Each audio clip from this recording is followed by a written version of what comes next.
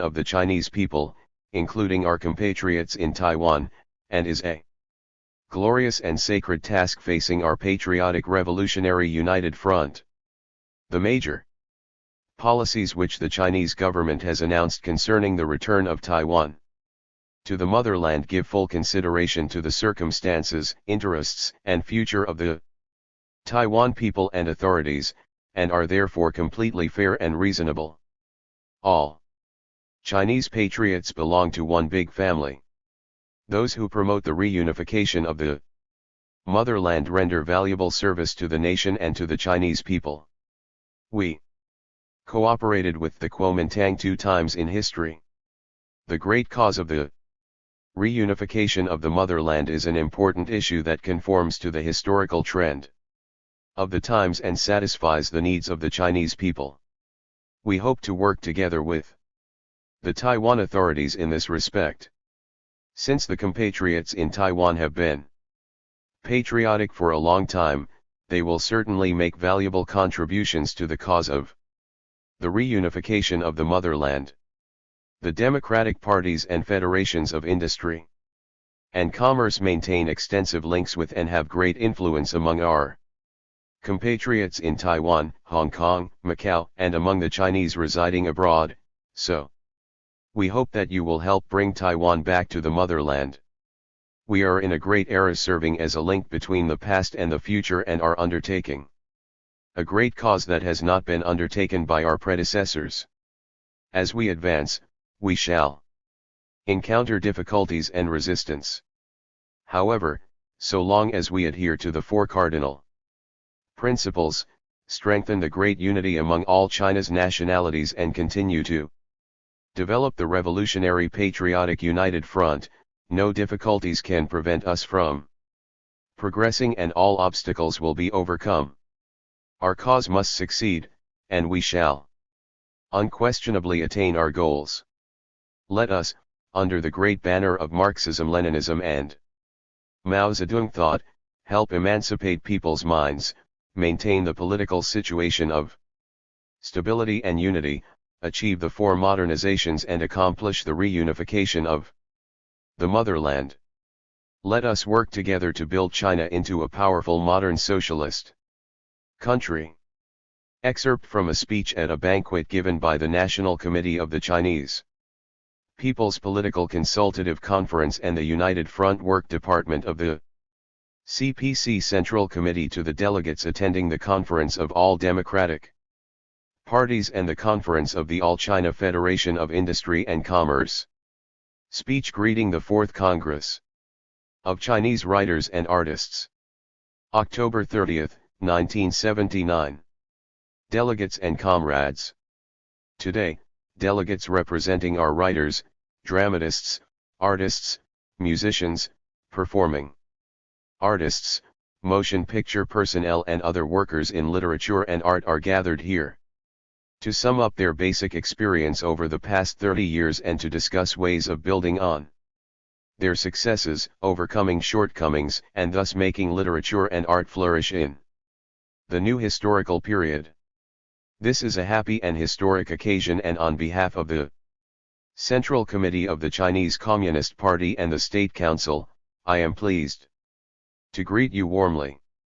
Taking part in this Congress are veteran writers and artists who participated in the new cultural movement at the time of the May 4th movement 1919, others who contributed to the cause of the people's liberation during later revolutionary periods, others who grew up after the founding of the People's Republic 1949, and still others who emerged in the struggle against Lin Biao and the Gang of Four. Also present are writers and artists from among our compatriots in Taiwan, Xianggang, Hong Kong, and Xiaoping, Macau. This Congress reflects the unprecedented unity of writers and artists throughout the country. In the 17 years before the Cultural Revolution, our line in literature and art was in the main correct, and there were remarkable achievements. The allegation that our literature and art were then under the dictatorship by the proponents of a sinister line was nothing but slander on the part of Lin Biao and the Gang of Four.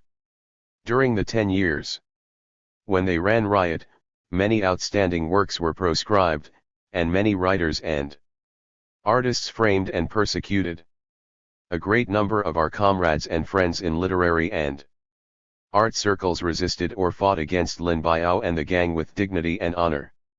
Our writers and artists made admirable, lasting contributions in the struggle of the party and the people to overthrow Lin Biao and the gang. I salute them all. Since the gang was smashed, the party's policy concerning intellectuals has been implemented in literary and art circles under the guidance of the Central Committee of the party. A great many literary and art works that were popular in the past are once more available to the public. Writers and artists, with their minds at ease, are again enthusiastic and creative. In the few years since the criticism of the crimes and absurdities of Lin Biao and the gang, many excellent novels, poems, plays, films, works of balladry, reportage pieces, musical compositions, dances, photographs, and works of fine art have been produced. They have helped to break the mental shackles imposed by Lin Biao and the gang and to eliminate their pernicious influence. They have helped to emancipate people's thinking, stimulate their enthusiasm and inspire them to march towards the goal of the four modernizations with one heart and one mind. Looking back over the last 3 years, I think that our writers and artists, like workers in other fields, have scored considerable achievements. They should enjoy the respect, trust, and love of our party and people. Through the ordeal of struggle, by and large our writers and artists have proved good, and the party and people rejoice in this. Delegates and comrades, our country has entered a new period, a period of socialist modernization. Alongside the expansion of our productive forces, we should also reform and improve our socialist economic and political structures, build a highly developed socialist democracy and perfect the socialist legal system. While working for a socialist civilization which is materially advanced, we should build one which is culturally and ideologically advanced. By raising the scientific and cultural level of the whole nation and promoting a rich and diversified cultural life inspired by high ideals. The overriding nationwide task for a considerable time to come will be to work single-mindedly for the four modernizations. This is a great enterprise which will determine our country's destiny for generations to come. The masses and cadres in all fields of endeavor should promote the emancipation of the mind, foster stability and unity, support the reunification of the motherland, and strive for the four modernizations. The basic standard for judging all our work is whether it helps or hinders our effort to modernize. The writers and artists, together with the educators, theorists, journalists, political workers and other comrades concerned, should carry out a protracted and effective struggle in the ideological sphere against all ideas and habits that obstruct the four modernizations. They should criticize the ideology of the exploiting classes and the conservative, narrow-minded mentality characteristic of small producers, criticize anarchism and ultra-individualism, and overcome bureaucracy. They should revive and carry forward the revolutionary traditions of our party and people, cultivate fine morals and customs, and contribute to the building of a socialist civilization with a high cultural and ideological level. In the pursuit of this noble cause, writers and artists find broad prospects opening before them. They are assuming important tasks, which they alone can perform, in order to meet the people's varied cultural needs, help bring up a new socialist generation, and raise the ideological, cultural, and moral levels of our society. Our literature and art belong to the people. Our people are hard-working, brave, indomitable and resourceful, and full of ideals. They love the motherland and socialism. They have the interests of the whole nation at heart and their sense of discipline is strong. For thousands of years, and especially in the half-century since the May 4th movement, they have struggled arduously and confidently, overcoming all obstacles in their way and writing many brilliant chapters in our annals. No enemy, however strong, has subdued them, and no difficulties, however great, have stopped their advance.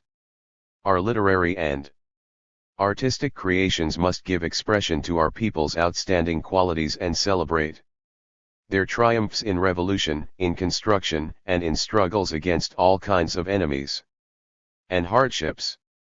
Our writers and artists should try harder to portray and help foster the new socialist man, and achieve greater successes in doing so. We must portray the new features of the pioneers in the modernization drive, their revolutionary ideals and scientific approach, their lofty sentiments and creative ability, and their broad and realistic vision. Through images of this new man, we must stimulate the enthusiasm of the masses for socialism, and inspire their creative activities, which are of historic significance in the pursuit of the four modernizations. Our socialist writers and artists should create vivid, inspiring flesh and blood characters. Through them they should truthfully depict our rich social life and the inner qualities of our people as shown in their social relations, and give expression to the trend of historical development and to the demands of our progressive era. They should endeavor to educate the people in socialist ideology and imbue them with the drive and spirit necessary to build national strength and prosperity. China has a long history, a vast territory, and a huge population. Our people are of many nationalities and of different professions, ages, experience, and educational levels, and they have varied customs and cultural traditions and varied preferences in literature and art. All creative works, whether epic or cameo, serious or humorous, lyrical or philosophical, should have their place in our garden of literature and art, so long as they help to educate and enlighten the people while providing them with entertainment and aesthetic pleasure. The deeds of heroes, the labor, struggles, joys and sorrows, partings and reunions of ordinary people, and the life of our contemporaries and of our predecessors, all these should be depicted in our works of literature and art. We should draw on and learn from all that is progressive and advanced in the literature, art and performing arts of old China, and of other countries as well. We must adhere to the principle put forward by Comrade Mao Zedong that literature and art should serve the broadest masses and, first of all, the workers, peasants and soldiers. We must always uphold the principles of letting 100 flowers bloom, weeding through the old to bring forth the new, and making the past serve the present, and foreign things serve China. We should encourage the unhampered development of different forms and styles in literature and art, as well as the free discussion of theories of literature and art among exponents of different views and schools of thought. Lenin once said that in literature greater scope must undoubtedly be allowed for personal initiative, individual inclination, thought and fantasy, form and content. With the four modernizations as our common objective, the road before literature and art should become broader and broader. Guided by the correct principles for creative work, writers and artists should deal with an ever wider range of themes, increasingly vary their means of expression, and dare to blaze new trails. We must guard against or overcome the tendency to be formulistic and abstract, which produces monotonous, stiff, mechanical, and stereotyped works. Writers and artists who are responsible to the people should always keep their faces turned towards the masses and constantly improve their skills, doing their best to avoid slipshod work, seriously considering the likely impact of their works on society and trying to provide the people with the best mental nourishment. Lin Biao and the gang of 4. Corrupted people's minds and poisoned the social atmosphere with reactionary and decadent exploiting class ideology. Our revolutionary traditions and fine customs were seriously undermined as a result. Our writers and artists should use their creative works to broaden the people's mental horizons, and continue to fight resolutely against the pernicious influence of Lin Biao and the gang. They should remain clear-headed when confronted by the proponents of erroneous tendencies, whether from the left or from the right, who are always attempting by one way or another to create disturbances and sabotage stability and unity, against the interests and wishes of the overwhelming majority of the people.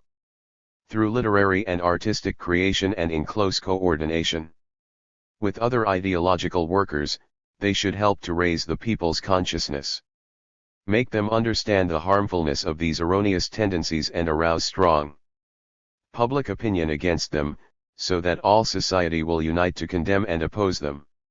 Writers and artists should conscientiously study Marxism, Leninism and Mao Zedong thought so as to enhance their own ability to understand and analyze life and to see through appearances to the essence.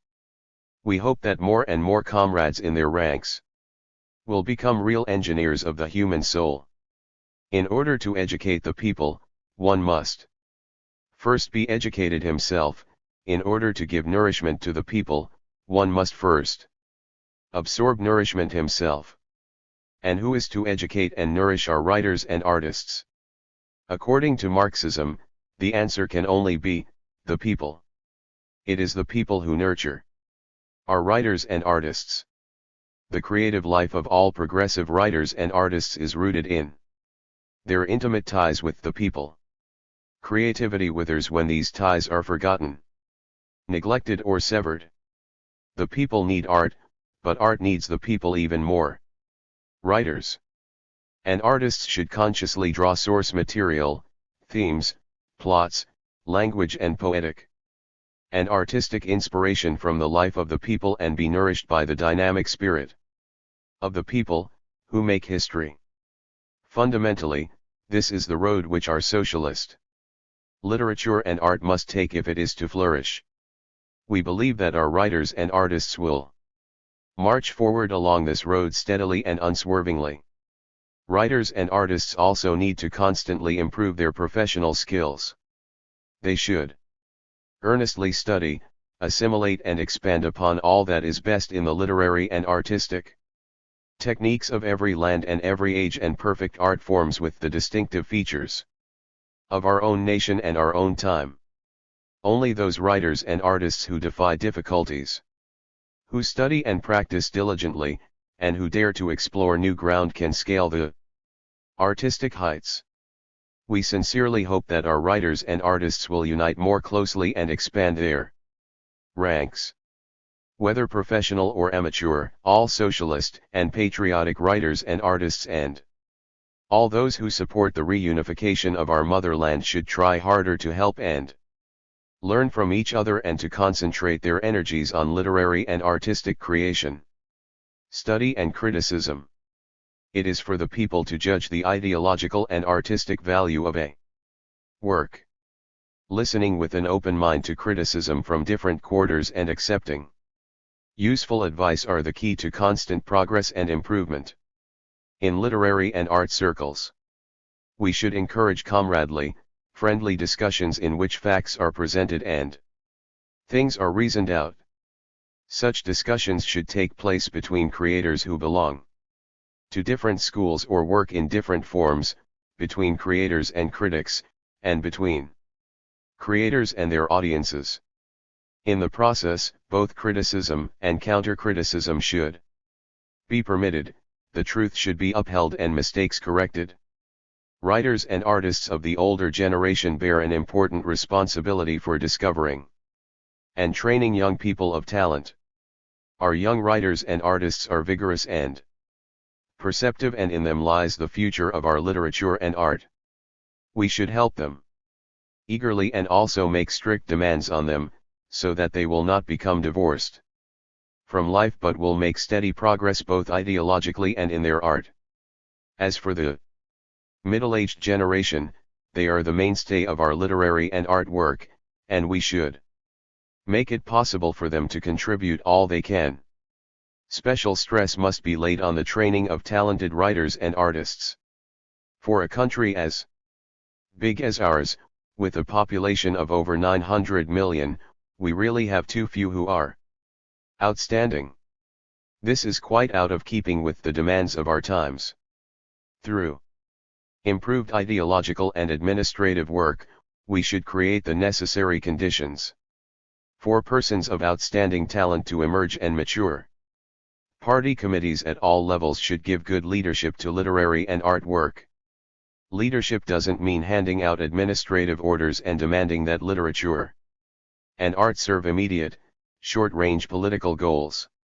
It means understanding the special characteristics of literature and art and the laws of their development and creating conditions for them to flourish.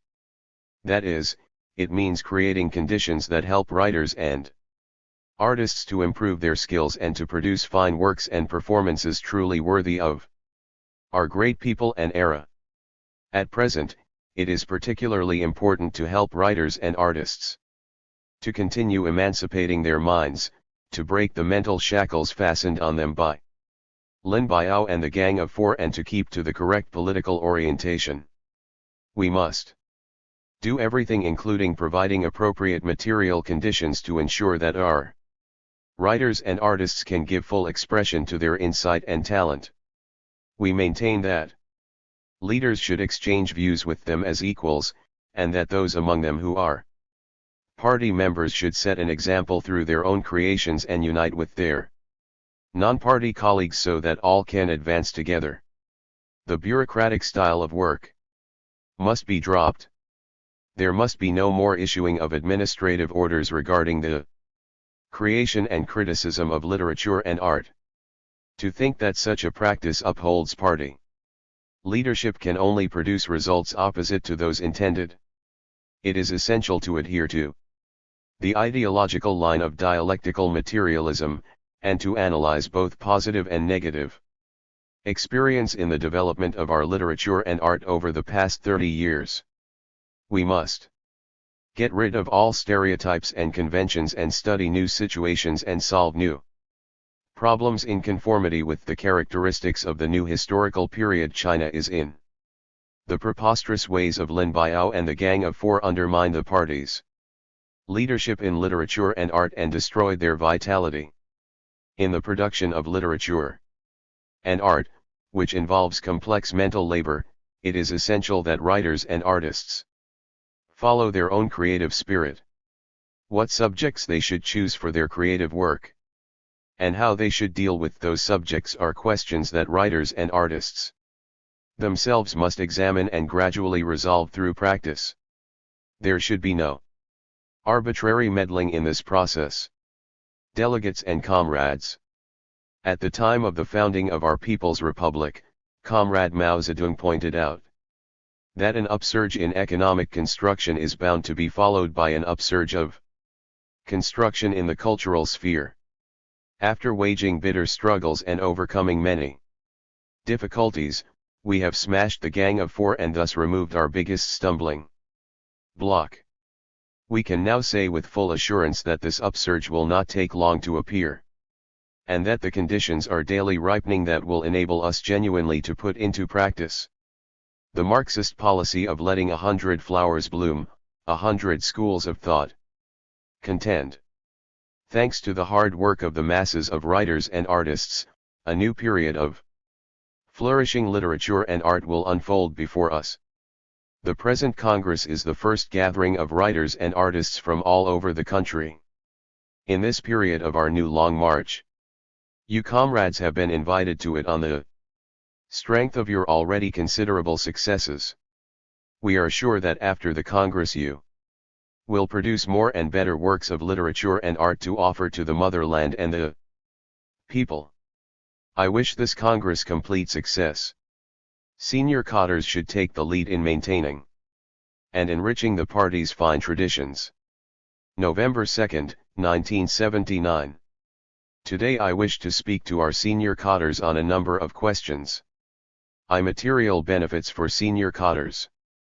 The document some regulations concerning the material benefits for senior cadres, which is about to be circulated by the party's Central Committee and the State Council, was drafted mainly by the Central Commission for Discipline Inspection with the participation of some other departments concerned. Necessary revisions will be made according to the views expressed in your discussions. I have read the record and am very pleased because not only are you all in favor of adopting these regulations but you have asked that they be made stricter and more specific. This shows that the overwhelming majority of our senior cadres are concerned for the overall interests of our party and state, and understand the general situation. After review and endorsement by the Political Bureau, the document will be distributed to the units concerned for trial application before it is formally promulgated.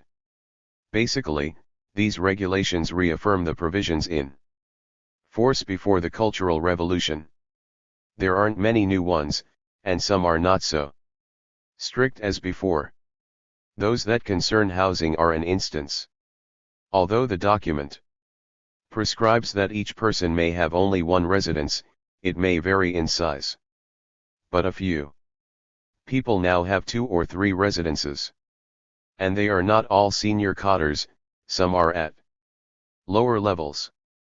The document stipulates that whatever the size of the residence, the occupants must pay rent for all rooms except those used for offices and reception.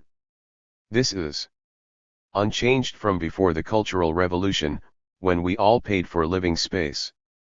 Many other provisions remain the same, for example, the one regarding payment for the use of official cars for private purposes. In fact, by and large we have now restored our old regulations without adding many new or stricter ones. I think these rules will work, because they did before the Cultural Revolution. Their introduction is somewhat overdue, as we have been too busy to attend to it before.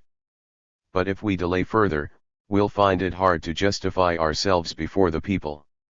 As you know, one of the chief subjects of conversation among the masses recently has been precisely the pursuit of personal privileges by cadres. This, I am afraid, pertains mainly to senior cadres. Of course, I'm not saying that all senior cadres are like that. Many, in fact, live very simply. However, there are indeed some whose addiction to personal privileges is rather serious.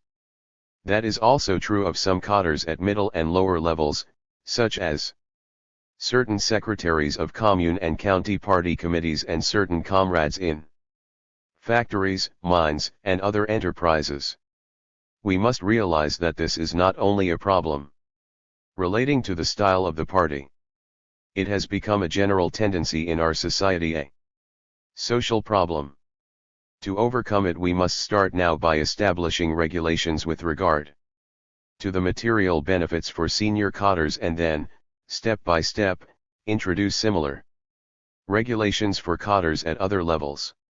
If our senior cadres take the lead, the problem will be easier to solve.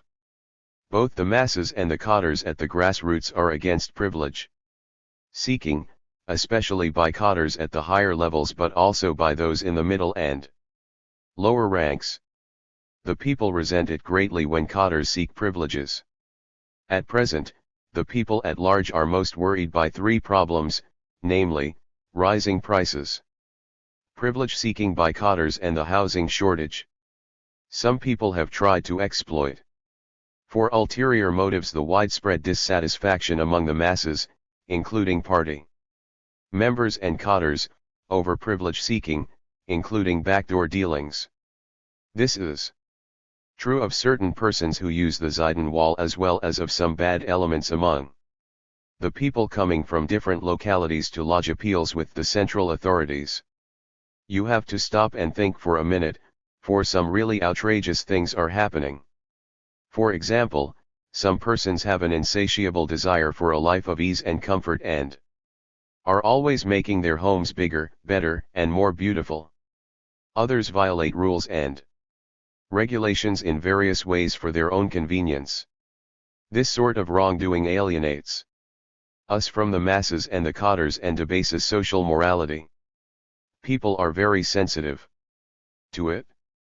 We must revive and develop further the party's fine traditions of hard work, simple living, and close ties with the masses. All of us grew up the hard way and went through many bitter times in the Agrarian Revolutionary War 1927–37, the War of Resistance against Japan 1937–45 and the War of Liberation 1946–49. Life was very tough, too, during the war to resist U.S. aggression and aid Korea 1950–53. How is it that we were able to overcome all those difficulties and hardships? Basically it's because our cotters and party members shared the hardships with the masses. Just look back at the years 1958 and 1959, when we made left errors so grave that the economy suffered a major setback.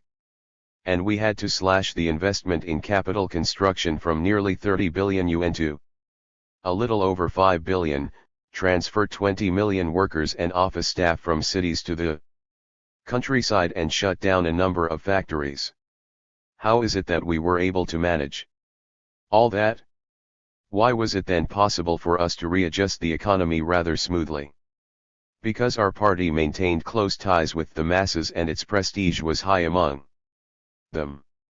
We told the people the difficulties, explained issues clearly, and did a lot of work. Transferring 20 million people to the countryside was itself no easy job.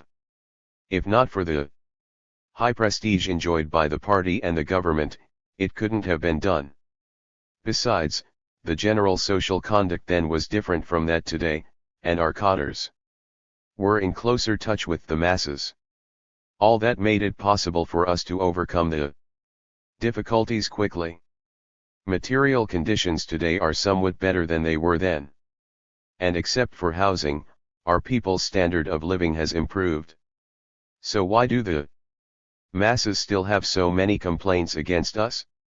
It has a lot to do with the fact that some of us, especially the higher level cotters, are divorced from the masses. Of course, it also has something to do with our not having done enough work in certain areas, including propaganda and education. We haven't put the problems plainly before the masses, reached a common understanding with them and discussed and solved those problems together with them. One important cause of our divorce from the masses is privilege seeking by cotters. A cotter who pursues personal privileges inevitably divorces himself from the masses. When comrades pay too much attention to their personal or family interests, they don't have much time and energy left to devote to the masses, and at best they attend perfunctorily to matters they can't dodge. We have a few people now who act like overlords, and some of their behavior is truly shocking. They divorce themselves from the masses and lower-ranking cotters, and their subordinates follow suit, which results in deterioration of the general standard of social conduct. At what time in the past did a party committee secretary as secretary of a county or commune party committee, say, have as much power as he has today? Never.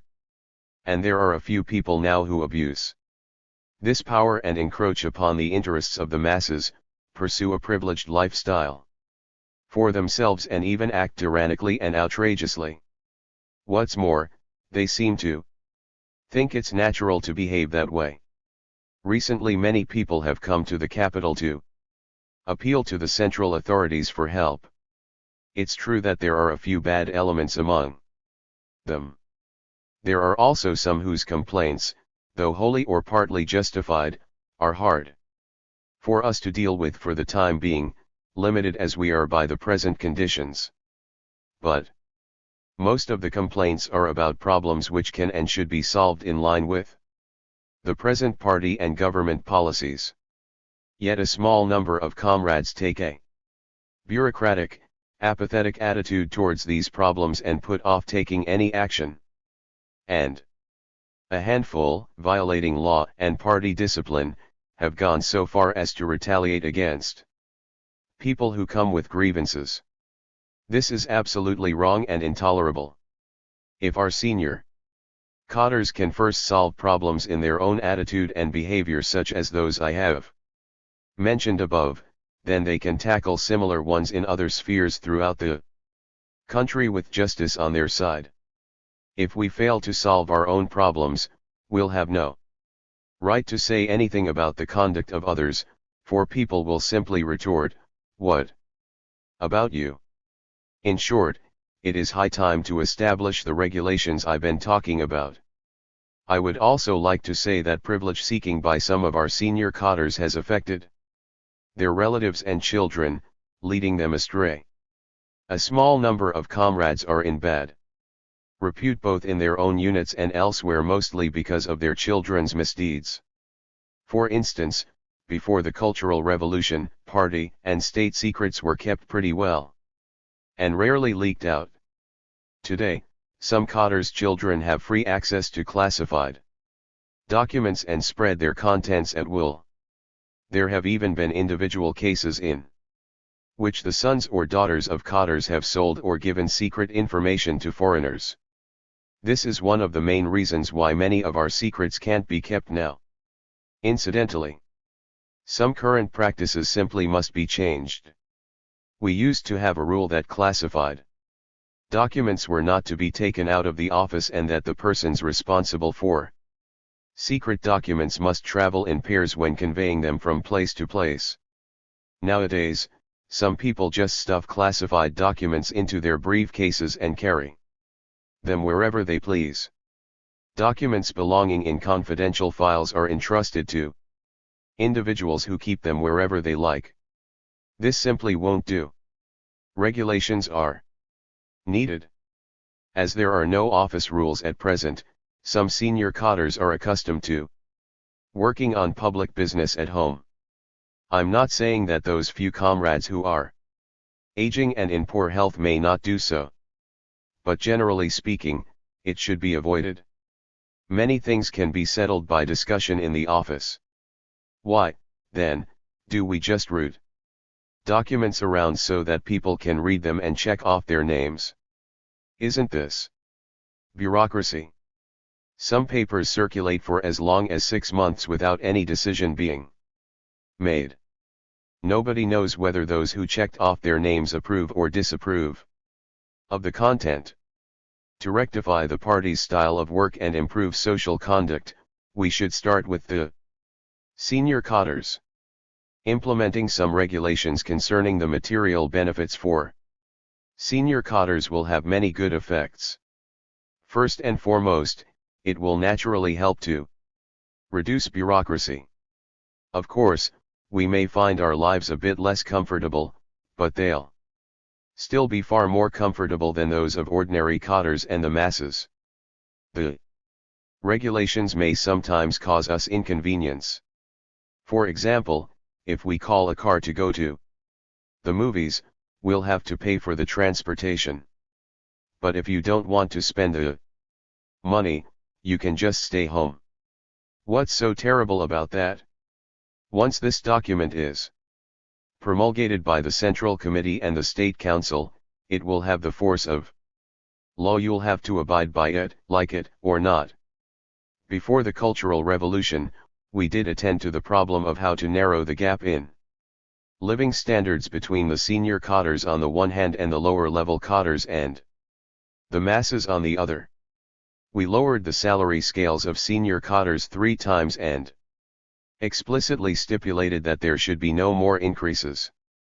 It was decided that with the expansion of production, only workers and office staff and lower level cadres would get gradual pay raises, and the standard of living of the masses should be improved gradually. Considering certain needs of senior cadres that arise from the nature of their work, we have decided that their salary scales should not be lowered further, nor should there be any widening of the gap between their pay and living standards and those of lower cadres, workers, and office staff and others. Senior cadres should cease to enjoy privileges which frequently exceed their salaries in value. Our present problem is not that our senior cadres are too highly paid, but that they have too many privileges. This is liable to alienate them from the masses and the lower-ranking cadres, and even to corrupt their family members, debase the general standard of social conduct and make it impossible to overcome bureaucracy. Therefore, all of us, including comrades in the political bureau, must be fully prepared mentally for the enforcement of these regulations. We have to put up with inconveniences. Only then will we have the right to speak.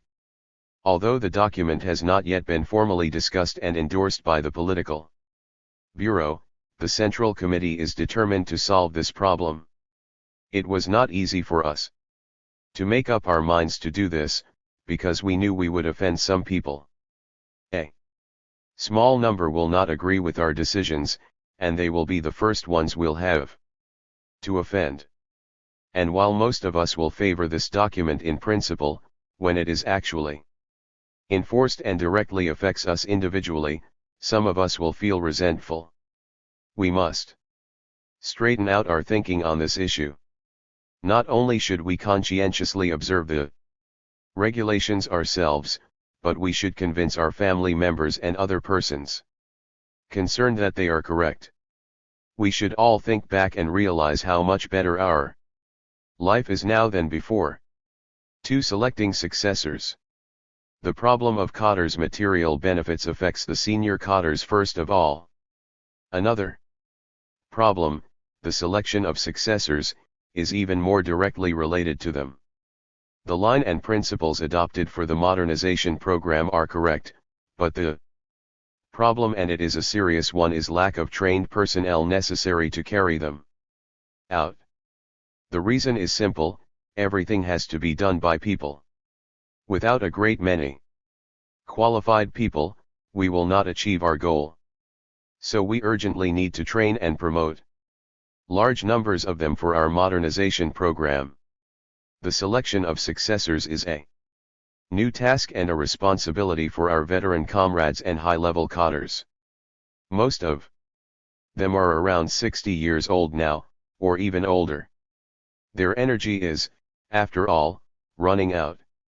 Otherwise, why do some work at home? Why can't they put in 8 hours a day at the office? Certainly some of the comrades here are able to work 8 hours a day in the office, but I doubt if even half of you can do it. We veterans have rich experience, but we should know our own limitations in energy. Take me. I have much less energy than I used to. I can manage 2 activities a day, one in the morning and one in the afternoon, but arrange another in the evening and it's too much. This is a law of nature and it can't be helped. Since the smashing of the Gang of Four, we have rehabilitated our veteran comrades one after another and reinstated nearly all of them in their original posts or equivalent ones. Thus, the number of our cadres has increased. To reinstate our veteran comrades is necessary and correct. But the problem we face is the shortage of younger, professionally competent cadres. Without them it will be impossible to carry out the program of modernization. We veteran comrades should be soberly aware that the selection of successors can't be delayed any longer. Otherwise, the drive for the 4 modernizations will become a pipe dream. I believe you comrades have heard and seen plenty of things that prove this. We veteran cadres have the responsibility of making earnest efforts to select successors. During my recent inspection tour, I spoke of this wherever I went. So did Comrade Yet Jianying in his National Day Address 1979. Veteran and high-level cadres should attend to this personally. They should make investigations, talk to others, listen to the views of the masses and get ready to hand over their responsibilities. Today, the criterion for judging if an old comrade or higher cadre measures up to the requirements for a party member or a cadre is whether he makes a serious effort to select qualified successors. We are asking that the replacement or reappointment of the top 3 comrades in leading groups at all levels, including party branches, be completed within about 3 years. In the higher level organs we should consider, as the first step, promoting younger comrades to the second and third senior posts, while the veteran comrades remain in overall charge for some time. In the organs at lower levels, if promising young comrades are available, they can be directly chosen to serve even in the top post. If we don't solve this problem at all levels within the next 3 years or so, it will be even more difficult later. We should make a concrete assessment of younger people. A small number of them were so poisoned by the ideas of the Gang of Four that even today they are still unable to recognize their errors. On no account can we choose such persons as our successors. If we don't give due attention to this now, by the time we have all died or become too old to work, many such people may be climbing up to succeed us, and that would be a disaster for our party and our state. Haven't we reversed many wrong verdicts pronounced during the period when Lin Biao and the Gang of Four were running rampant? If such persons are allowed to succeed us and hold power, they will certainly change those verdicts back again. Today we have a favorable condition for choosing successors, namely, we know where people stand politically. In his National Day speech, Comrade Ye Jianying put forward 3 requirements for successors. First, they must resolutely support the party's political and ideological lines.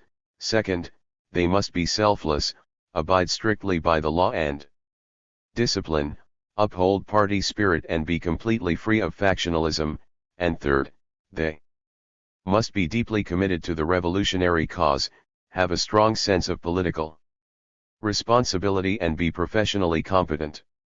In addition, they must be energetic enough to work 8 hours a day.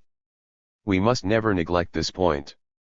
You can't do valuable work in the modernization drive if you have no professional knowledge, no enthusiasm for work or no energy. No matter how brilliant your ideas may be, it's hard to work well without enough energy. We must realize that the careful selection of fine successors is of strategic importance and will have profound consequences for the long-term interests of our party and our state. If we don't solve the problem properly in the next 3 years or so, who knows what will happen in 10 years' time? All of us should be concerned about the future of our country, people, and party. We must realize that this is a matter of fundamental importance. We now have correct ideological and political lines. But if we don't do good organizational work, it will be impossible to ensure that the correct political line is carried out. In that case we will have failed the party and the people. Our senior cadres must assume personal responsibility for selecting as our successors cadres who meet the 3 requirements. We should first straighten out our own thinking, so that we attend to this task actively and on our own initiative. We mustn't rely solely on the organization department of the Central Committee, because they don't know all the different lines of work, and they don't know all the cadres well. Successors should be chosen promptly, the sooner the better. The real mainstays of our cause today are around 40 years old, and only very few of them are around 30. We should not hesitate to promote people of these age groups. When you comrades assumed important responsibilities as regimental, divisional, or army level commanders, you were very young, just in your 20s. Can it be that young people today aren't as smart as they were then? Not at all. But they are overshadowed by us. It's the old custom of promoting by seniority that has prevented the young people from coming up. Many comrades who may not appear to be fully qualified for leading posts before they assume them will in fact quickly prove to be so if they are promoted and given some help. It is also necessary to pick younger officers for the higher organs of the armed forces. Those of the greater military regions, for instance. Because of the special characteristics of our armed forces, officers should still be promoted grade by grade. Nevertheless, some old conventions need to be broken. Government institutions and production enterprises are different from the army, and schools and scientific research institutions are even more so. In such units, rules can be overridden to select and promote talented people. Some provincial, municipal, or autonomous region party committees have promoted one or two relatively young cadres who, although they are already in their 40s or early 50s, are still called young and whose names always appear at the bottom of the list of leading cadres. This shows the old conventions have not yet been completely discarded. Another problem is the overstaffing of the leading bodies. The standing committee of a party committee tends to have 15 to 18 members or even more. What we should do now is to thoughtfully select young and competent comrades for the top and second posts in leading organs at the middle and lower levels, and for the second and third posts in the higher organs. And we should prepare to let them take over the top posts at all these levels after, say, 2, 3 or 5 years. If it turns out that we've chosen the wrong person, we can always replace him. We still have time. With regard to training and promotion in schools and scientific research institutions, as I said yesterday at the meeting to mark the 30th anniversary of the founding of the Chinese Academy of Sciences, we should establish a system of academic degrees and titles and of titles for different technical personnel. Now that we have several young scientists who have won fame both at home and abroad, why can't they be promoted to the rank of professor or research fellow? In intellectual work, whoever has made contributions should be given a corresponding title regardless of seniority. In factories too, we should always select directors, those who have the greatest technical or managerial competence, regardless of age or seniority. Let me tell you something. The system of picking workshop chiefs and group leaders by democratic election, which we introduced into some factories as an experiment, has proved very effective. The important thing is to link the good operation of an enterprise with the workers' own vital interests, so that the people the workers elect to run an enterprise are those they believe will run it well. Because a well-run enterprise means bonuses for the workers as well as greater contributions to the state. So far we have solved only the problem of electing workshop chiefs and group leaders. We shall have to study the question of how to choose factory directors and managers. To sum up, we can succeed in our modernization program only if we work harder to train and promote able people. In colleges and universities, faculty members should have the title of professor, of the first, second, or third grade, associate professor, lecturer or teaching assistant. In scientific research institutions, there should be research fellows, of the first, second, or third grade, associate researchers, assistant researchers and research trainees. In the enterprises, there should be senior engineers and engineers, senior accountants and accountants, and so on. Whoever meets the requirements should get the corresponding title and pay. Salaries may still be fixed rather low at present, but they shouldn't be too low. We must do away with equalitarian and the practice of sharing food from the same big pot. The salary of an outstanding research fellow may be more than that of the head of the institute, while in a college or university, a prominent professor may be paid more than the president. Only then will people be encouraged to improve their qualifications and will capable persons come to the fore. We must establish a system under which people with specialized knowledge and in the prime of life are placed in posts which give full scope to their talents. I would like to mention here that in general, scientists should not be bothered with administrative matters but should be enabled to concentrate as much as possible on their own specialties so as to do the best possible research. We should make a special effort to seek out and promote middle-aged cotters. In perhaps 5 years' time a number of able people will emerge from among our college or university graduates. They will all be under 30, and we should make a point of promoting them. In the present circumstances, however, the emphasis should be on promoting the middle-aged and selecting those who meet the 3 requirements to take over leading positions. The veteran comrades should make way for them. In seeking out able personnel, we should break out of the old routine ways. We must bear in mind that this task is a project of century-long significance. But let's not talk about 100 years, let's just talk about the next 10. This whole matter was on my mind back in 1975, when Chairman Mao asked me to take charge of the Central Committee's work. Wang Hongwen ran off to Shanghai, where he told people to wait and see how things stood in 10 years' time.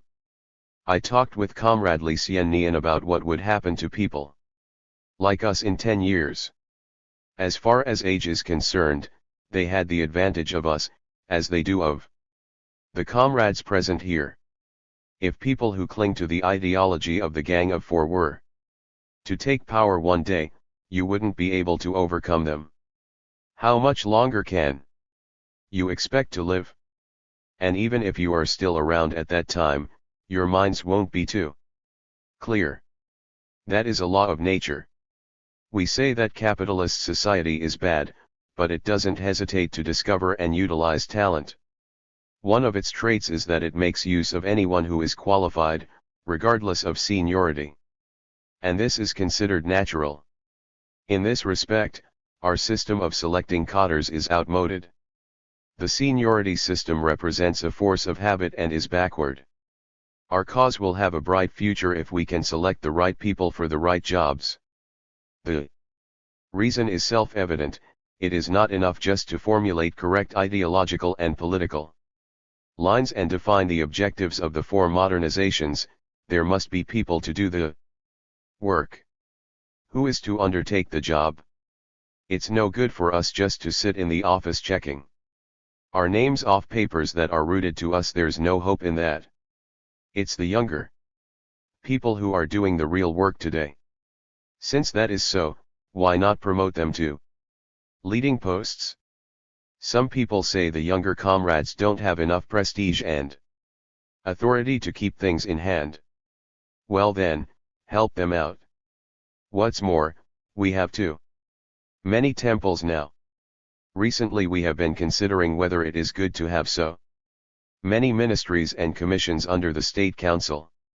Do we need so many departments and bureaus under each ministry or commission? Or so many branches in the army? Can't we carry out some kind of reform? In my view, we simply can't have government organs and military commands that are so swollen and unwieldy. The damaging effects of bureaucracy in our organizational structure and work methods are visible on every side.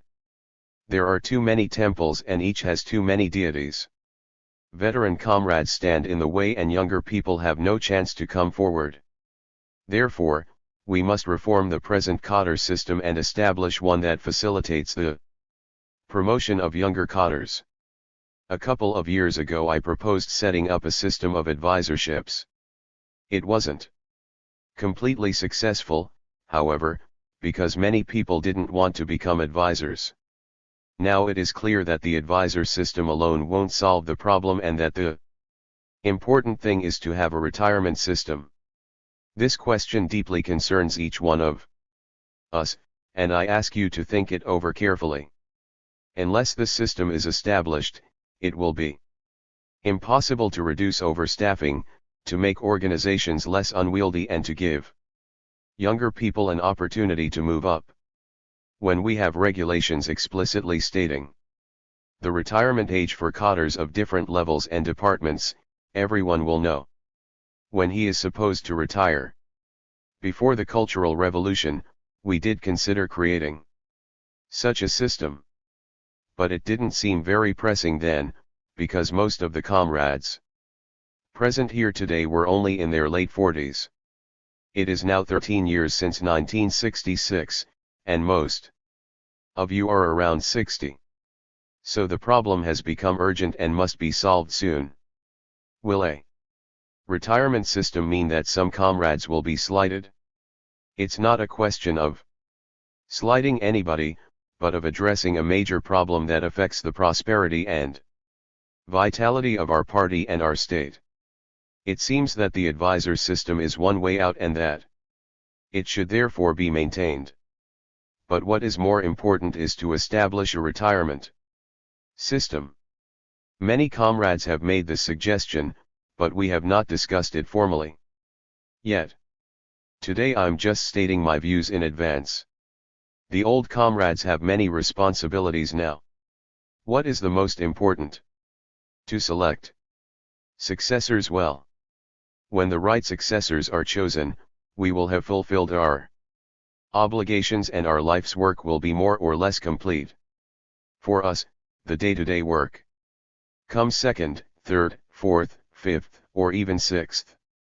Our first priority should be a good choice of successors. What I am talking about today may not be very pleasant for senior cadres.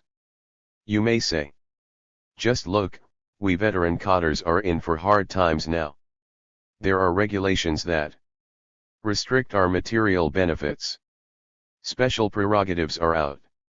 And now comes this talk about retirement, and about deities in temples giving way to new ones, and so on.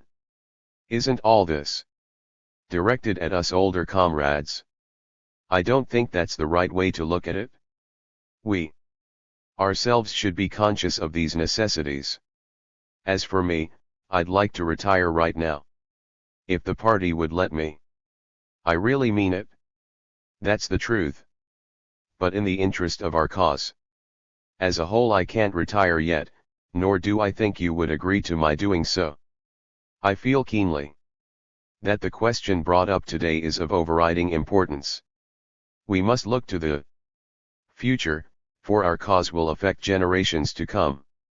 The matters I've been talking about are very important, and they will surely affect some of us and possibly all of us at some time in the next 10 years. Suppose we think further ahead, say, 20 years. What problems may be encountered then, and what may happen? How many of the comrades present will still be around 20 years from now? Of course, I would like to see you all enjoy long lives, but the laws of nature are inexorable. If we don't look further ahead, if we don't consider this question from the point of view of the fundamental interests of our party and state, we can't arrive at the correct conclusions, and we will find it difficult to make decisions on many issues or to handle things properly. 3. Looking after the people's well-being. Our party used to have excellent relations with the people. Keeping close ties with the masses is a fine tradition of our party, but Lin Biao and the Gang of Four nearly destroyed it. Still, it wouldn't be in keeping with reality to put all the blame for our present alienation from the people on Lin Biao and the Gang of Four, for we have our own share of responsibility. Some of the things that alienate us from the people, including preferential treatment, existed before the Cultural Revolution, though to a far less serious extent than today. At that time, cadres had self-discipline and were concerned about the people. Now things are different. In the past, when a leading comrade inspected a place, he would first go and see the condition of the kitchen, toilets, and bathing facilities. There are still comrades like that, but not many. Quite a few simply don't get in touch with the people. Some school leaders don't talk to students and don't even have much contact with the teachers. Our past experience tells us that we should be especially concerned for the people in times of adversity. So long as we are concerned for them, identify ourselves with them and share their lot instead of seeking privileges, all problems can be readily solved and all difficulties overcome. In passing, I would like to mention our propaganda and educational work. It is highly important and has yielded very good results, but recently our propaganda on some issues has been rather one-sided and not well thought out. As a result, comrades working at the grassroots level have run into difficulties. For instance, Renmin Ribeo, People's Daily, published 2 articles within a short interval about the people coming from different localities to appeal to the central authorities for help. When the first article appeared on September 17, people began streaming into Beijing. The second article, which came out on October 22, clarified things, and the number of such people soon dropped. What does this show? It shows the tremendous influence newspapers alone can exert. If comrades in different organizations really explain to the people the problems facing our country, or even compare the difficulties of today with those of 1962, and if they explain to them the measures we are taking to overcome the difficulties, the people are sure to feel and react differently.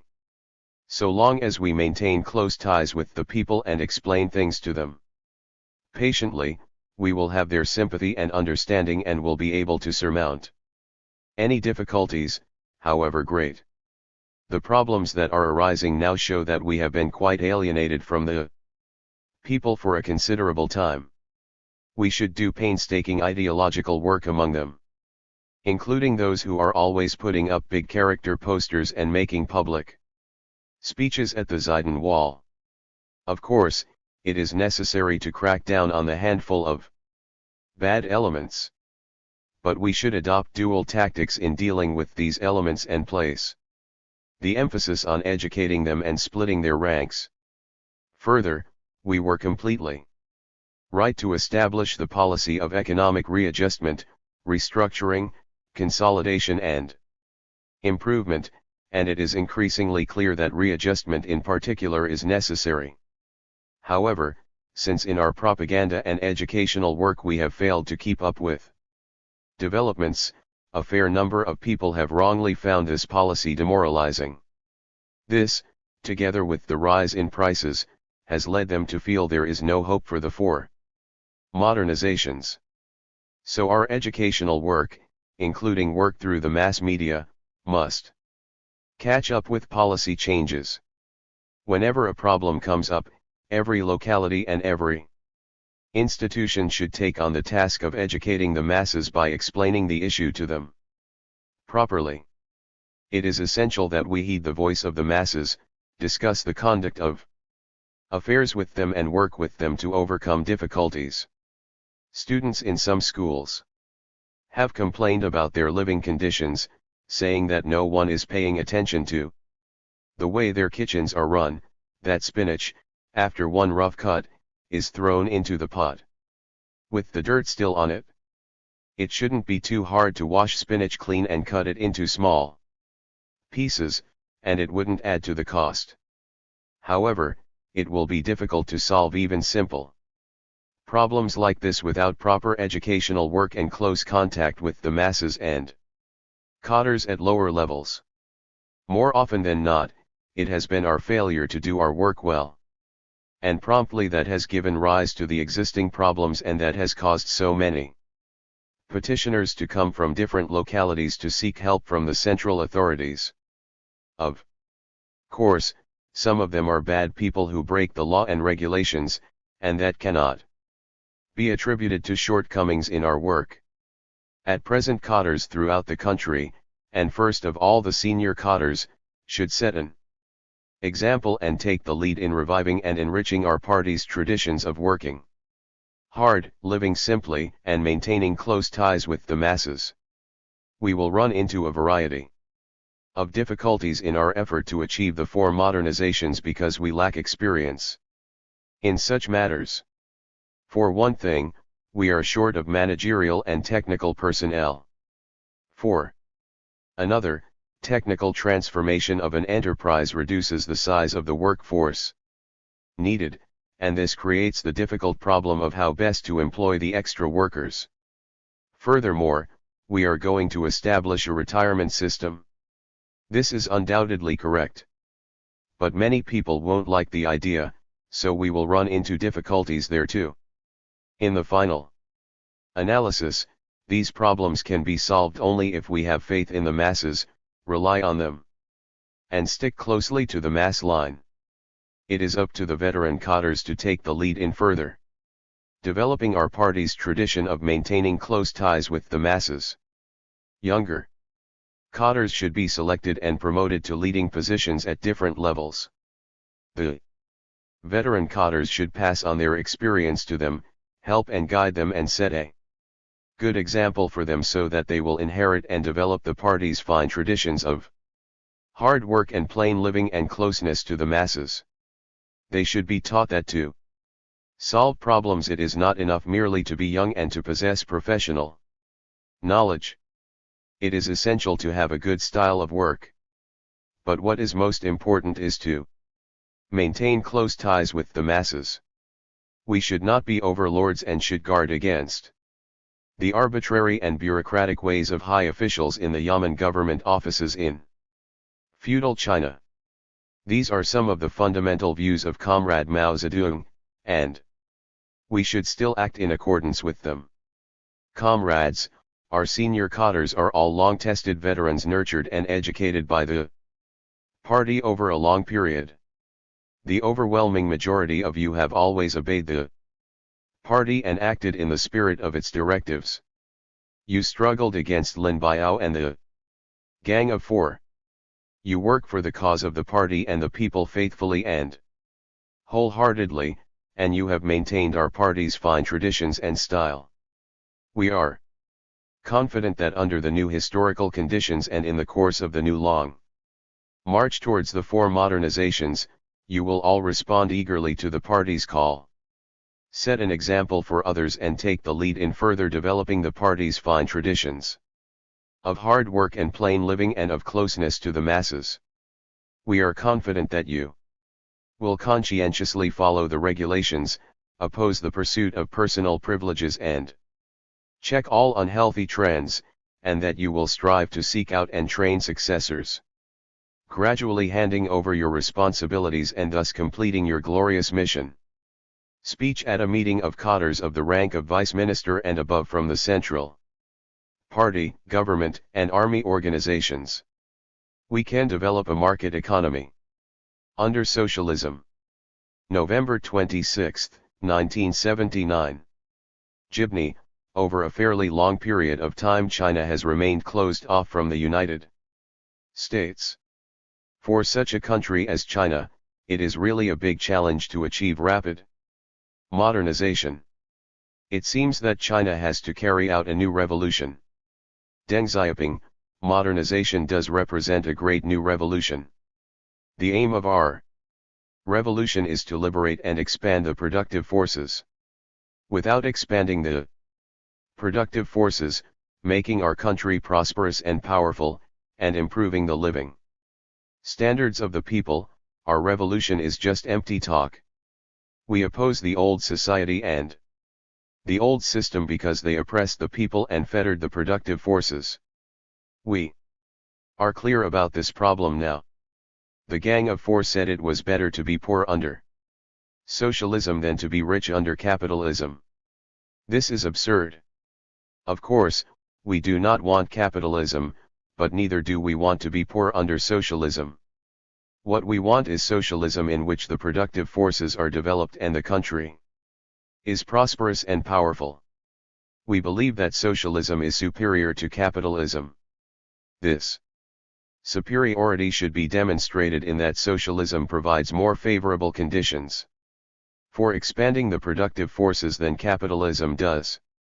This superiority should have become evident, but owing to our differing understanding of it, the development of the productive forces has been delayed, especially during the past 10-year period up to 1976. In the early 1960s, China was behind the developed countries, but the gap was not as wide as it is now. Over the past 11 or 12 years, from the end of the 1960s through the 1970s, the gap has widened because other countries have been vigorously developing their economies, science, and technology, with the rate of development no longer being calculated in terms of years, not even in terms of months, but in terms of days. For a fairly long period of time since the founding of the People's Republic, we have been isolated from the rest of the world. For many years this isolation was not attributable to us. On the contrary, the international anti-Chinese and anti-socialist forces confined us to a state of isolation. However, in the 1960s, when opportunities to increase contact and cooperation with other countries presented themselves to us, we isolated ourselves. At last, we have learned to make use of favorable international conditions. We must realize the four modernizations. To attain this objective, we must rely on our own efforts, on correct principles and policies, and on specific effective measures. Some people doubt whether we can accomplish the modernization drive and ask us on what basis we can achieve the four modernizations. We enjoy four favorable conditions for attaining the goal of modernization as follows. First, we have abundant natural resources. China is a country with vast territory and abundant energy and mineral resources, including almost all the ferrous, non-ferrous and rare metals. If these resources are exploited, they will produce great economic power.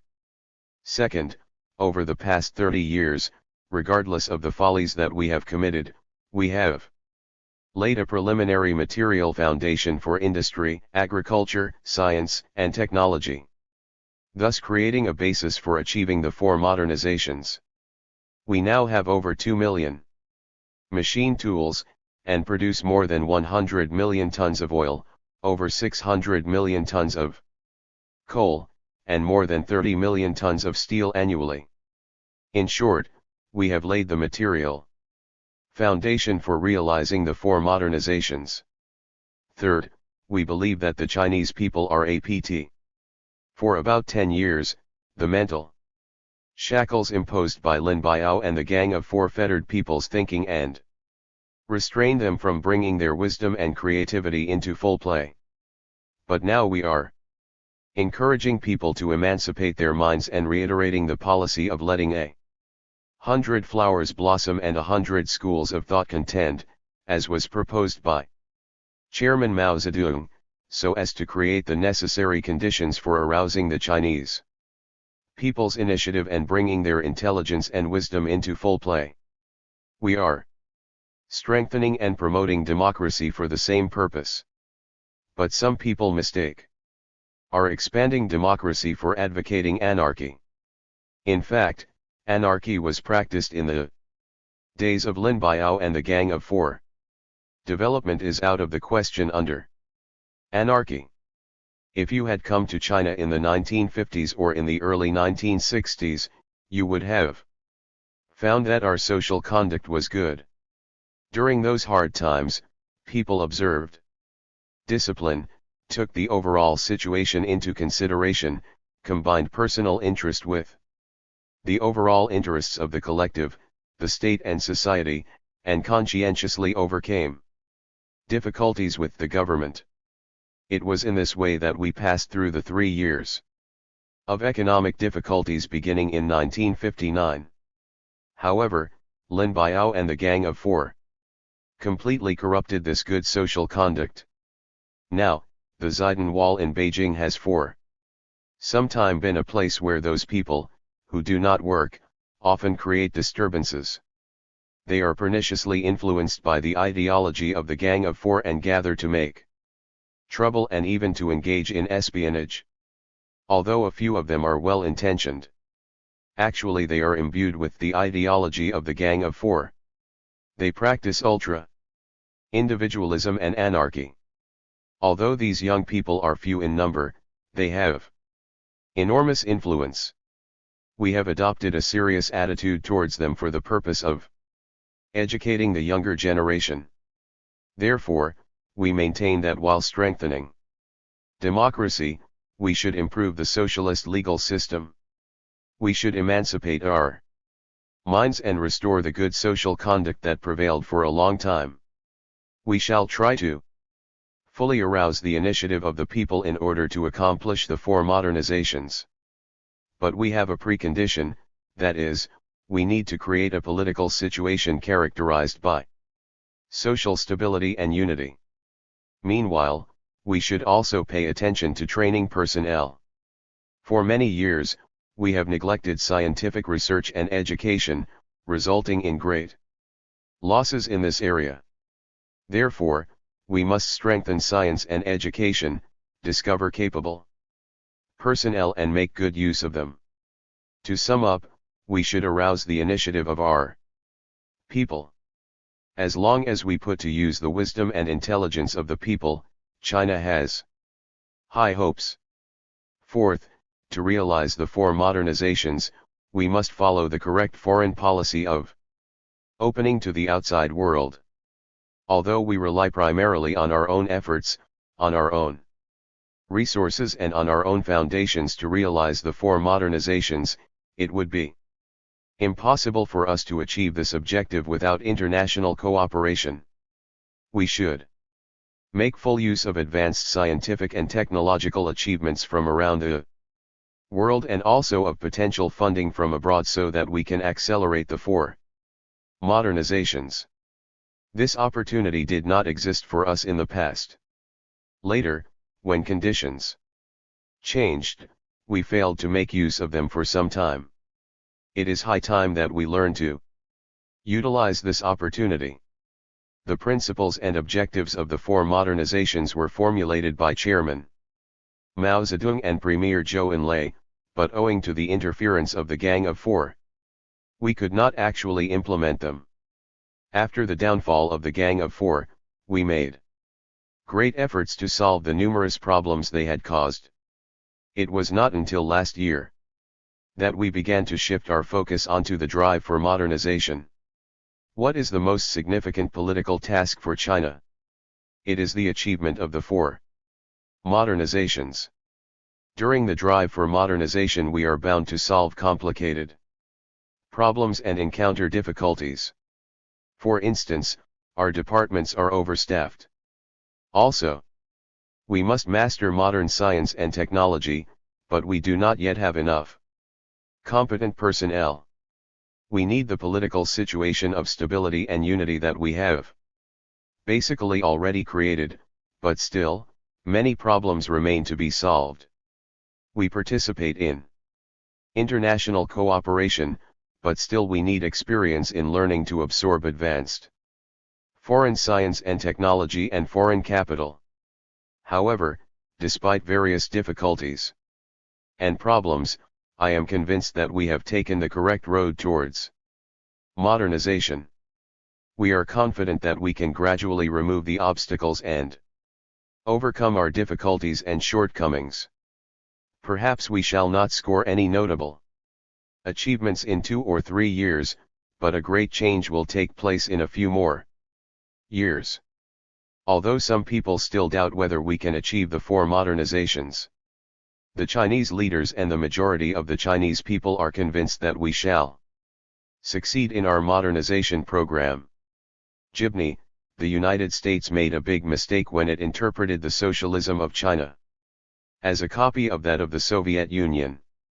Could China have been so ideologically confused initially as to have completely imitated and adopted the socialist style of the Soviet Union, failing to make it into a Chinese-style socialist road? Deng, the socialist road of China is not the same as that of the Soviet Union. They were different from each other from the very start in that China's socialism had its own characteristics ever since the founding of the People's Republic. For instance, we adopted the policy of redemption instead of that of deprivation in our socialist transformation of capitalist enterprises. As a result, we succeeded in abolishing the bourgeoisie and carrying out the socialist transformation without affecting the national economy. Besides, the political situation characterized by both centralism and democracy, both discipline and freedom, both unity of will and personal ease of mind and liveliness, as advocated by Chairman Mao Zedong, is not similar to that of the Soviet Union. However, some of our economic systems, especially enterprise management and organization, have been greatly influenced by the Soviet Union. For this reason, it is advantageous that we inherit the advanced methods of operation, management, and scientific development from advanced capitalist countries. We are still having many difficulties reforming these aspects of our economy. Jibni, it is wonderful that the initiative of the Chinese people is being aroused. But someday in the future, with China remaining a socialist country and operating within the limits of socialism, will China develop some kind of market economy? Deng, market economy involves only the foreign-funded enterprises. Taking the country as a whole, this is not a problem. The state-owned sector and collectively owned sector are still the mainstay of our economy. Although in our economy there may be some investment from overseas Chinese which might be in the form of capitalism, it is different from regular foreign investment because the majority of these overseas Chinese come to China with reverence, hoping to develop their socialist motherland. Some people are afraid that China will take the capitalist road if it tries to achieve the four modernizations with the help of foreign investment. No, we will not take the capitalist road. The bourgeoisie no longer exist in China. There are still former capitalists, but their class status has changed. Although foreign investment, which belongs to the capitalist economy, occupies a place in our economy, it accounts for only a small portion of it and thus will not change China's social system. Achievement of common prosperity characterizes socialism, which cannot produce an exploiting class. Paul T. Kalin, China made a mistake when it placed restrictions on its socialist market economy too early and too rapidly. Because of this, do you think China needs to make its socialist market economy play a bigger role under the guidance of a planned socialist economy? Deng, it is wrong to maintain that a market economy exists only in capitalist society and that there is only capitalist market economy. Why can't we develop a market economy under socialism? Developing a market economy does not mean practicing capitalism. While maintaining a planned economy as the mainstay of our economic system, we are also introducing a market economy. But it is a socialist market economy. Although a socialist market economy is similar to a capitalist one in method, there are also differences between them. The socialist market economy mainly regulates interrelations between state-owned enterprises, between collectively owned enterprises and even between foreign capitalist enterprises. But in the final analysis, this is all done under socialism in a socialist society. We cannot say that market economy exists only under capitalism. Market economy was in its embryonic stages as early as feudalist society. We can surely develop it under socialism. Similarly, taking advantage of the useful aspects of capitalist countries, including their methods of operation and management, does not mean that we will adopt capitalism. Instead, we use those methods in order to develop the productive forces under socialism. As long as learning from capitalism is regarded as no more than a means to an end, it will not change the structure of socialism or bring China back to capitalism. Excerpt from a talk with Frank B. Gibney, Vice Chairman of the compilation. Committee of Encyclopedia Britannica Incorporated of the United States, Paul T. K. Lin. Director of the Institute of East Asia at McGill University of Canada, and others. China's goal is to achieve comparative prosperity by the end of the century. December 6, 1979. The objective of achieving the four modernizations was set by Chairman Mao and Premier Zhou Enlai. By achieving the four modernizations, we mean shaking off China's poverty and backwardness, gradually improving the people's living standards, restoring a position for China in international affairs commensurate with its current status, and enabling China to contribute more to mankind. Backwardness will leave us vulnerable to bullying. The four modernizations we are striving to achieve are modernizations with Chinese characteristics. Our concept of the four modernizations is different from yours. By achieving the four modernizations, we mean achieving a comparative prosperity. Even if we realize the four modernizations by the end of the century, our per capita GNP will still be very low. If we want to reach the level of a relatively wealthy country of the third world with a per capita GNP US $1,000 for example, we have to make an immense effort. Even if we reach that level, we will still be a backward nation compared to Western countries. However, at that point China will be a country with a comparative prosperity and our people will enjoy a much higher standard of living than they do now. At that time, we could offer more assistance to the poor countries of the Third World. By that time, China's domestic markets will be larger and, accordingly, its trade and other economic exchanges with other countries will expand. Some people are worried that if China becomes richer, it will be too competitive in world markets. Since China will be a country with only a comparative prosperity by that time, this will not be the case. To be frank, the mainland's volume of foreign trade is less than that of Taiwan. Even if the per capita GNP on the mainland reaches the present level of Taiwan, the mainland will not be a threat to world markets, because by that time there will be a greater demand for supply at home. Excerpt from a talk with Masayoshi Ohira, Prime Minister of Japan. The present situation and the tasks before U.S. January 16, 1980. Comrades. On New Year's Day I spoke for about 15 minutes at a meeting of the Chinese People's Political Consultative Conference. Later, Comrade Hu Yaobang and others asked me to speak to more comrades about our expectations for their work in the coming year. At present there are some problems within the party and among the people which call for solution. Of course, it is impossible for me to cover them all in my speech today, and the comments I am going to make on some of them may not be adequate. But since you want me to speak, I will do so. I would like to discuss the following three topics. First, the three major tasks for us in the 1980s and the situation, mainly the domestic one as we enter the new decade.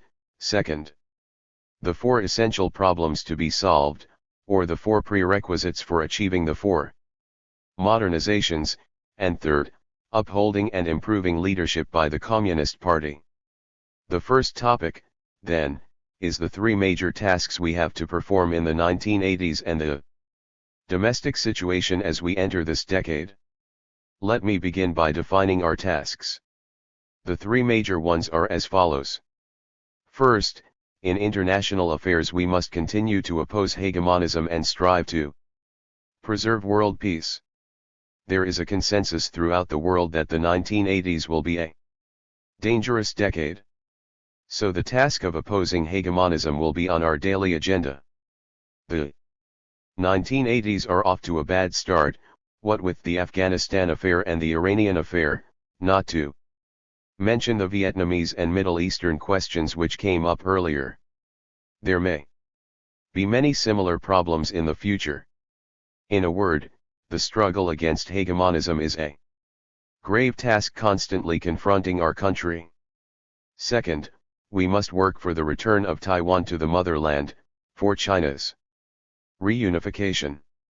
We will endeavor to attain this goal in the 1980s, it will be an ever-present and important issue on our agenda, though there may be twists and turns in the course of its development. Third, we must step up economic construction, that is, we will step up the drive for China's four modernizations. To put the matter in a nutshell, the four modernizations mean economic construction. Without sound economic foundations, it will be impossible to modernize our national defense, and science and technology should primarily serve economic construction. Modernization is at the core of all these three major tasks, because it is the essential condition for solving both our domestic and our external problems. Everything depends on our doing the work in our own country well. The role we play in international affairs is determined by the extent of our economic growth. If our country becomes more developed and prosperous, we will be in a position to play a greater role in international affairs. Already our international role is not insignificant. With a stronger material base, we will be able to enhance it. In the final analysis, the return of Taiwan to motherland, the reunification of the country also depends on our running our affairs at home well. We are superior to Taiwan politically and in terms of economic system, but we must surpass Taiwan, at least to a certain extent, in economic development as well. Nothing less will do.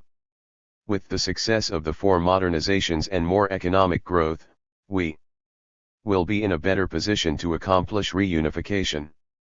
Therefore, in the final analysis, the two tasks of opposing hegemonism and reunifying the country by achieving the return of Taiwan to the motherland both require that we do well in our economic development. Of course, we have to handle our many other affairs well too, but economic development is primary. Today is January 16, 1980, the 16th day of the new decade. The 1980s will be a very important decade both for China and for the world as a whole. It is hard to predict what may happen internationally, but the 1980s are likely to be a decade of great turbulence and crises. We believe, of course, that world war can be put off and peace maintained for a longer time if the struggle against hegemonism is carried on effectively. This is possible, and it is precisely what we are working for. Like the people of the rest of the world, we really need a peaceful environment, and thus, for the interest of our own country, the goal of our foreign policy is a peaceful environment for achieving the four modernizations. These are sincere words, not just empty rhetoric.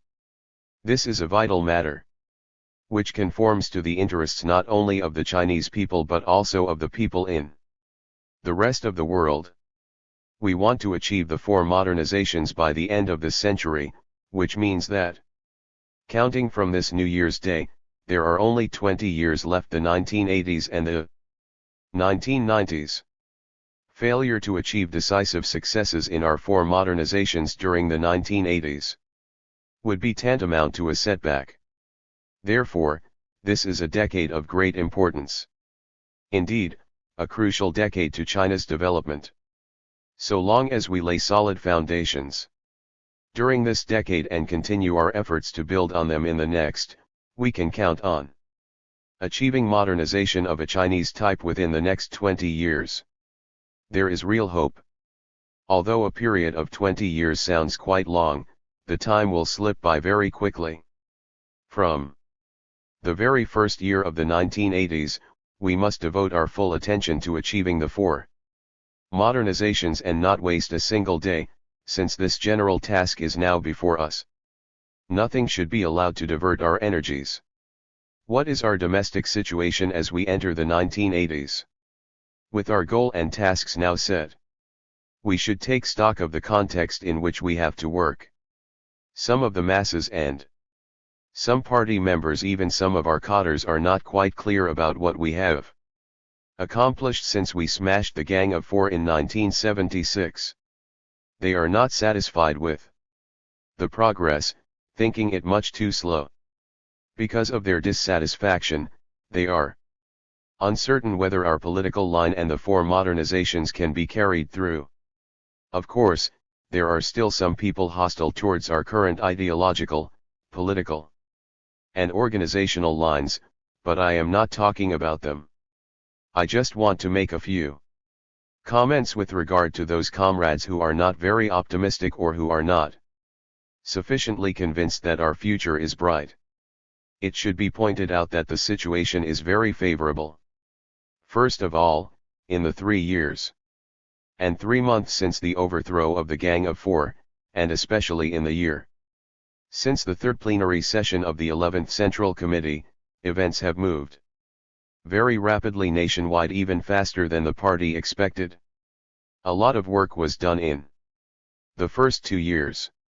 Without the preparations during those years, it would have been impossible to lay down the party's ideological and political lines so explicitly at the third plenary session, so it should be clearly stated that the work done in those 2 years paved the way for the third plenary session.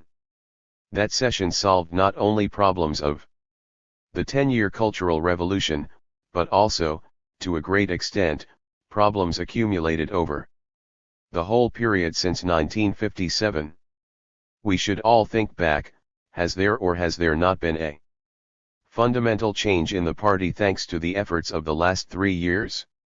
Has there or has there not been a fundamental change in the leading bodies and in the ideological line? I don't mean to suggest that all problems have been solved. But a fundamental change has indeed taken place, and that is what counts most. Of course, there are still a great many problems to be solved. In point of fact, we are solving them step by step and will continue to do so. But all in all, there cannot be the slightest doubt about this fundamental change, because in the last 3 years much work has been done to set things to rights. And our achievements have been enormous. It is wrong to underestimate them. Let us review here the major work we've done in the political, economic, and diplomatic spheres. On what grounds can we say that a fundamental change has taken place in the political situation? First of all, we have settled accounts with the Gang of Four and launched a nationwide campaign to uncover their factional setup and to expose and criticize their crimes. Basically, we have consolidated our leading bodies at all levels. That was the political prerequisite for all our other achievements in the last 3 years. Second, the democratic life of the party and the country has begun to get back on the track. The democratic system has been strengthened and extended year by year. Although a good number of important problems still call for deeper study and continued efforts should be made to promote what is beneficial and get rid of what is harmful, we must recognize what is really predominant and essential. For the 29 years since the founding of New China, we have had no criminal law. Though we tried repeatedly to draw up such a code, and it went through more than 30 drafts, nothing ever came of the project. Now a code of criminal law and a code of criminal procedure have been adopted and promulgated and are being implemented. The whole nation sees in them the hope for a strictly enforced socialist legal system. This is no small achievement. Third, in these 3 years, and particularly in the past year, a great number of individual cases in which the charges were false or which were unjustly or incorrectly dealt with have been re-examined at the central level and in different localities, and the verdicts reversed. According to incomplete statistics, 2.9 million people have been rehabilitated, as have an even greater number whose cases were not included among those needing special inquiries. We have reversed the judgment on the Tiananmen incident, and remedies have been made for the cases of a large number of comrades, including Peng Dehui, Zhang Wenxian, Tao Zhu, Bo Yubo. Peng Zhen, Shi Zongxuan, Wang Renzhong, Huang Keqian, Yang Shankan, Lu Ding Ai. And Zhou Yang, in which the charges were false or which were unjustly or incorrectly dealt with. And very soon we will clear the name of Comrade Lu Shaokai. Moreover, we have nullified the wrong designation, dating from 1957, of large numbers of people as bourgeois rightists. Here I would like to mention in passing that the anti-rightist struggle of 1957-100 was necessary and correct. Our comrades can well recall the situation in 1957.